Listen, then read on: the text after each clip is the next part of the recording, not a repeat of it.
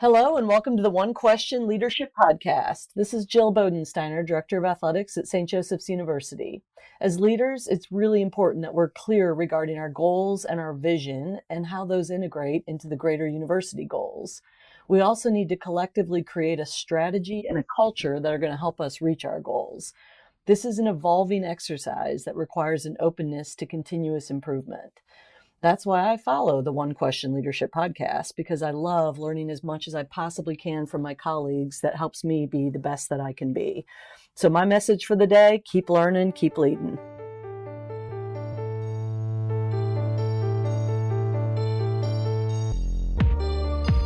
Greetings, this is Ty Brown and welcome to the One Question Leadership Podcast, where we highlight executive and organizational leadership. Be sure to follow us on Twitter at OneQLeadership.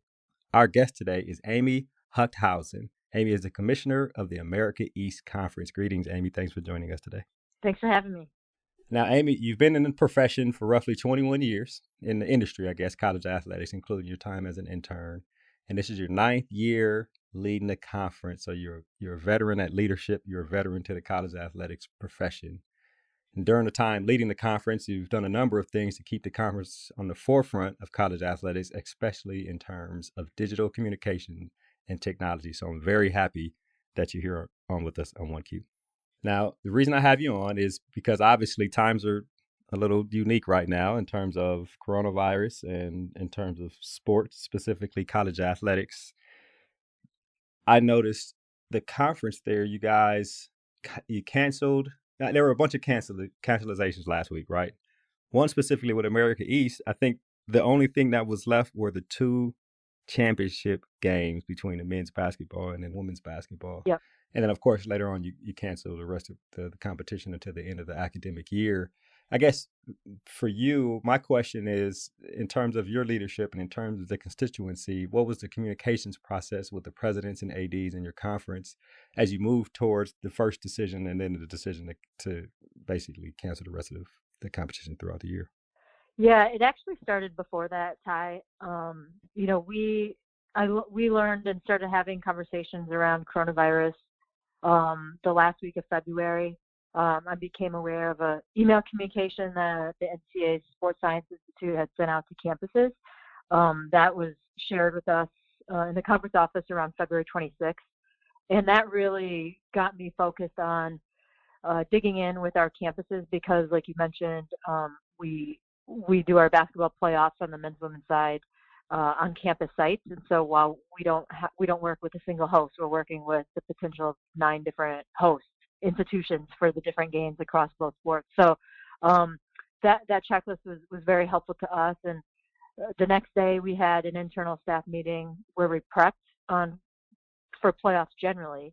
And then I introduced the conversation and topic around coronavirus and what were we doing. We needed to communicate with our schools to understand what their policies and protocols might be. So we activated really, I would say, February 26th and 27th to get the conversation started within our conference, even though, at the beginning it was just within our conference office. But we held a conference call with our health and safety committee at the end of that week. This is still February. And then we proceeded as a lot of other conferences did in terms of what we shared with our conference office and then what we shared publicly. Like we started with the elimination on handshakes in the first week of March, right before our quarterfinal game started on the women's side. And then we just continued to proceed, through. And it became, more and more clear. Obviously, this is not, new information to anyone, but certainly became more and more clear as the virus started to spread here in the United States. So that was obviously driving a lot of the different conversations and decision-making, both within our league, but then also beyond sports. And so as all of these statements and other events started to cancel, certainly that raised the pressure on the college sports industry and sports industry at large.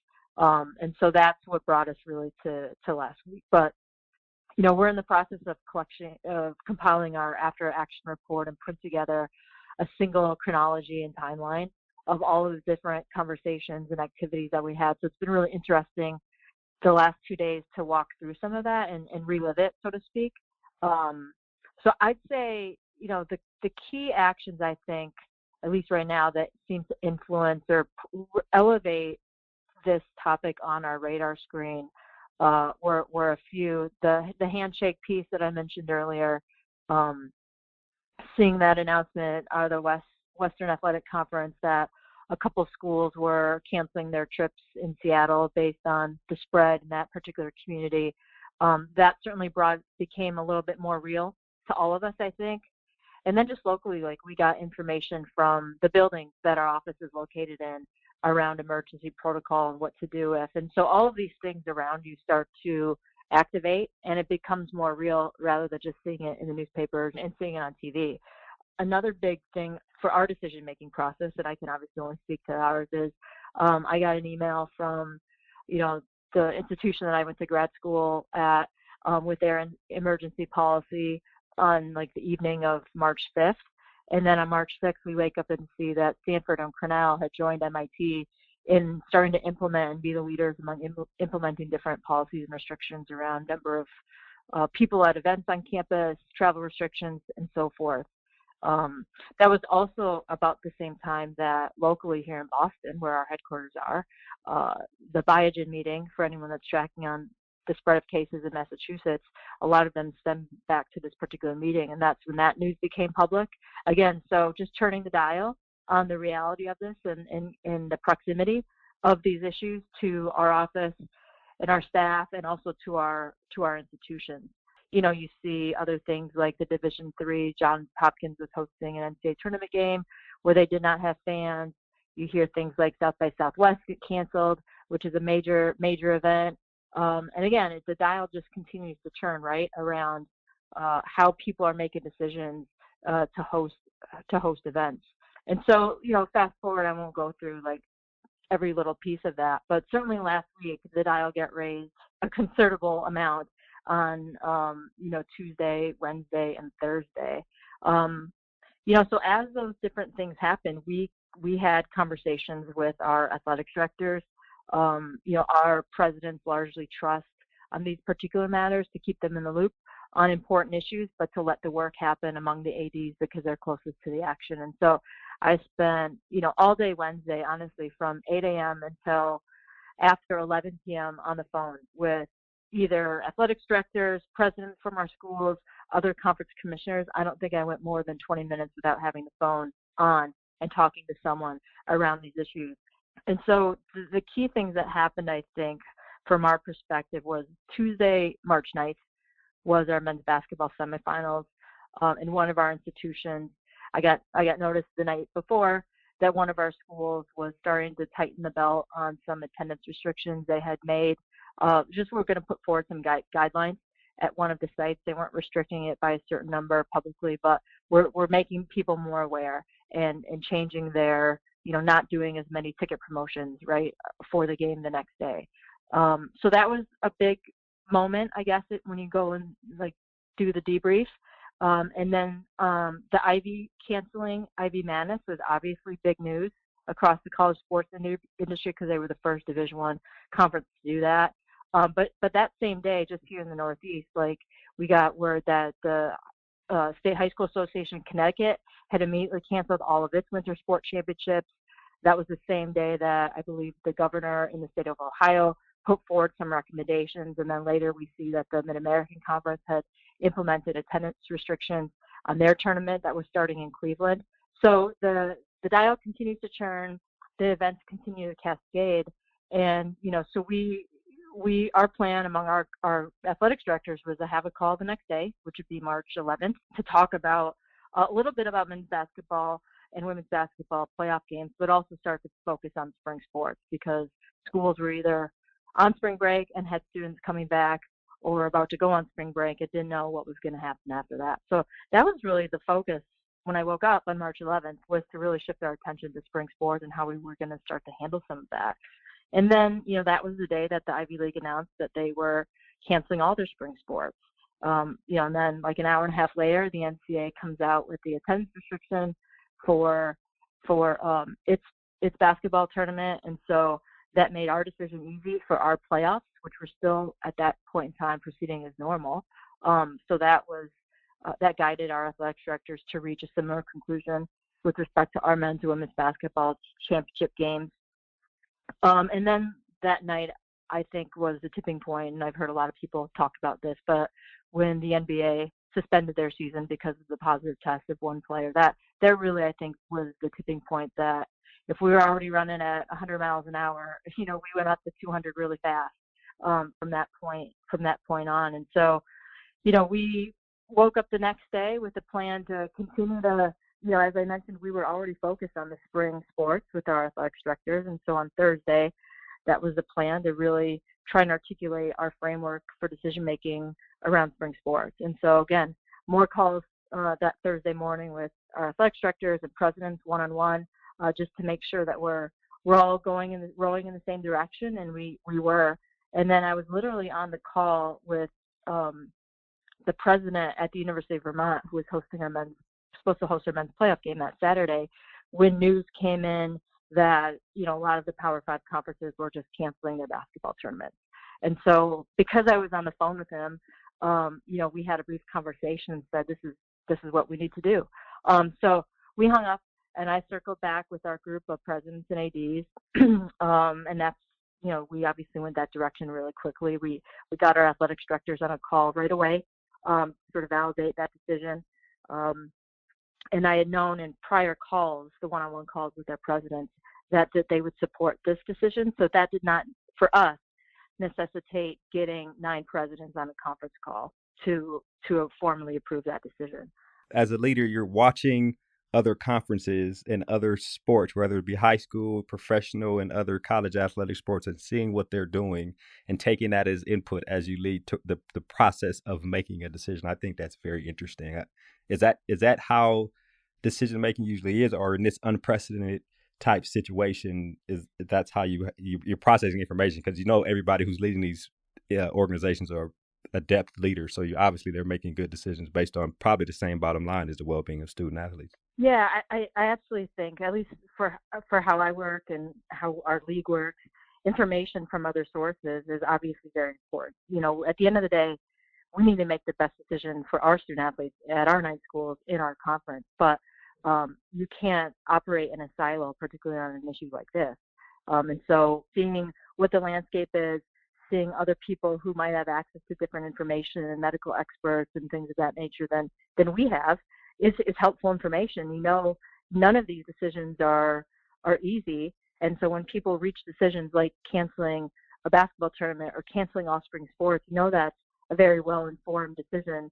And so certainly those are good data points as we evaluate how we want to move forward. You talked to a lot of people, your ADs, your presidents, and you mentioned the whole process. And then you talked about looking at other conferences and seeing what they were doing. Did you talk to anybody externally outside of your constituency in the America East? Yeah, and again, I think the reference that I made earlier to relationships is so critical in getting through difficult times like this. And I talked to 3 commissioners on the regular, back and forth, phone, text message on Wednesday and Thursday, and then consulted with a few others as well, because we were all going through the same problems and issues. We were all handling it a little bit different. Our processes were a little bit different, and the timeline was a little different for each of our conferences. But to be able to bounce ideas off of peers, even though we're competitors out on the court or on the field, we all share this unique role of being commissioners and having to guide our memberships in these difficult times. And so, yeah, I would not have been able to get through, I think, this week without the resource and network and friendships that I have with some of my colleagues. It was absolutely invaluable. Right. And then you also mentioned a couple times that you talked to a bunch of ADs and presidents one-on-one. I wonder, initially, are those all very different conversations? Are you relaying the same information to them? This is before major decisions were made. First decision, I guess, was no audience or no attendees, and then you go into making the decision to cancel the games.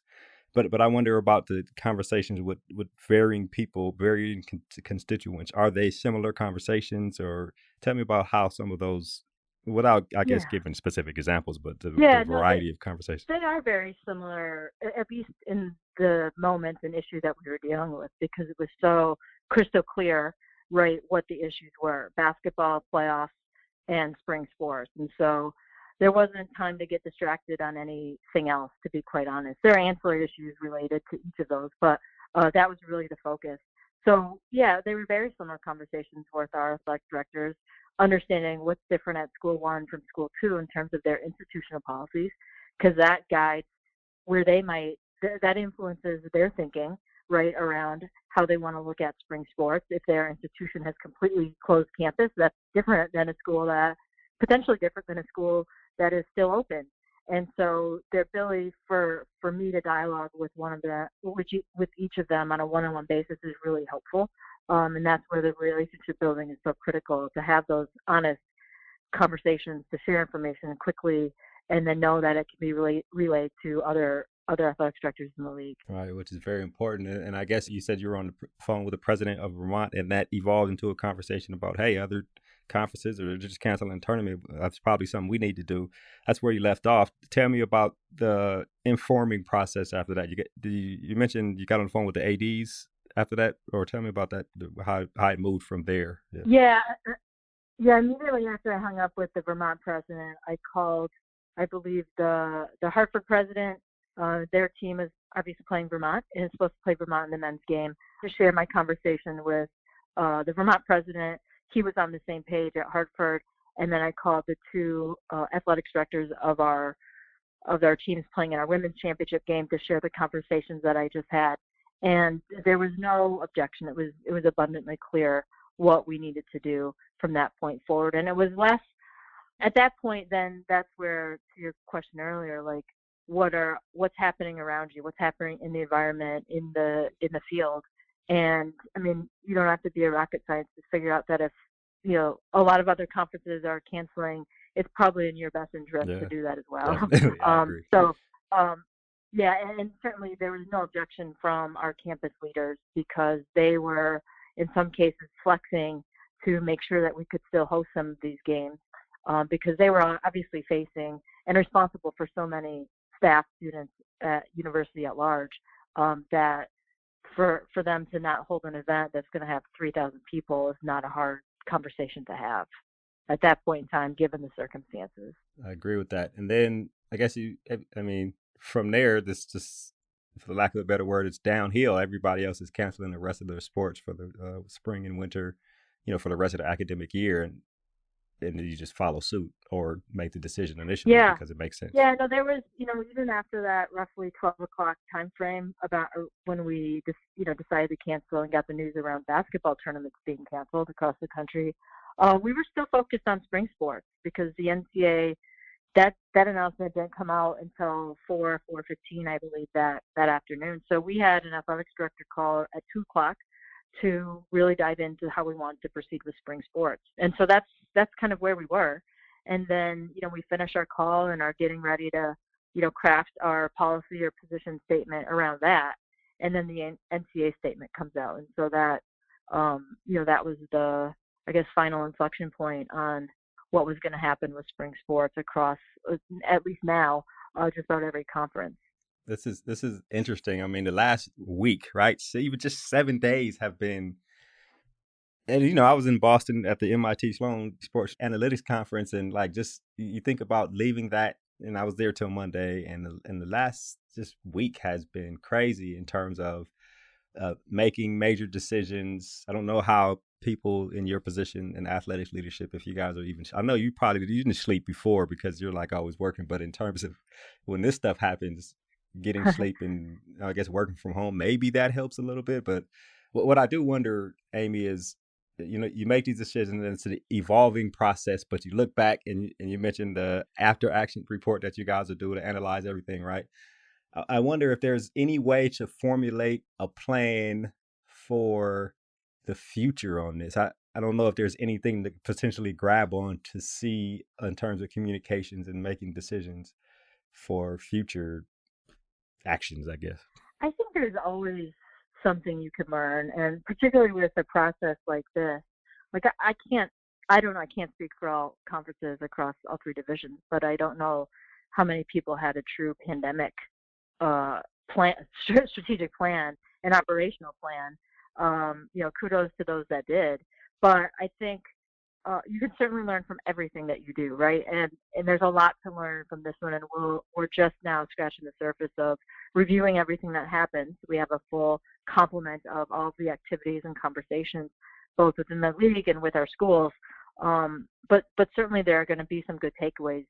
We've reached incredible, like enormous decisions within the matter of a 3 or 4 day time frame, and you move so rapidly through that I feel good, and I know our schools feel good about where we ended up. But there's certainly going to be things along the way that could maybe reduce friction here or there, or have been more clear from the beginning to make sure we were more prepared coming into this. There's lots of things that you could learn, and I think not just for the America East, but for college sports, for a lot of industries now, right? Like, we all probably should have taken this a little bit more seriously back in January when it first started to come over to the United States, I think.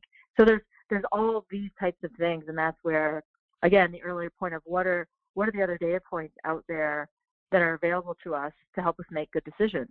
And so I feel good that we started this conversation in our league the last week of February, so that was at least not, the first time our schools heard from us about this topic was once the basketball tournament started. But yeah, there's always going to be things. I'm sure we'll find areas that we can improve in how we communicated, when we communicated, what we communicated. But I think the good thing is that in unpredictable situations, you rely on having a good system, generally, a good framework, good values, good people. And I think we have that in our league. I don't question the values of our presidents or athletics directors at all. And I don't think they do that of me either. I have good relationships with all of them. So that's how we were able to reach consensus really, really quickly, quicker than we probably ever would have imagined on any issue. Do that in a very efficient manner based on our values and the relationships that have built over the number of years that I've been here. Right. And I'm sure the ADs at those 4 schools, right, the men and the women who were, I guess, going to play for the championship, they are probably, dealing with frustrated student athletes. And that's probably something that's been on your mind too. But, it's always, you're making these decisions and you see the world is going through, right? It's not just a Boston thing. It's not just a United States thing. It's the world. But that doesn't prevent people from being disappointed. But it is what it is, right? You got to keep moving forward. So I've actually emailed with the 4 head coaches of our championship games, and I think I've heard from just about all of them. They understand the issues. This is well beyond a basketball game, college sports. This is a much bigger issue that they're all concerned around their families, their student athletes. And so I think the context of this is not complicated to understand why these decisions were made. It is unfortunate, no question about it. But, there's a bigger picture here. There always is. And I think it's moments like these where you realize that there are good people at all levels in college sports who understand what's really the most important thing here in what we're working on. Yes, ma'am. Well, Amy, this has been an excellent conversation. I appreciate you taking the time today to join us on One Question. Thanks for having me. That was Amy Huchthausen. She is the commissioner of the America East Conference. And of course, this is Ty Brown with One Question. And keep in mind, the role of a leader is to create and maintain an environment that people want to be a part of. And as always, be better tomorrow than you are today.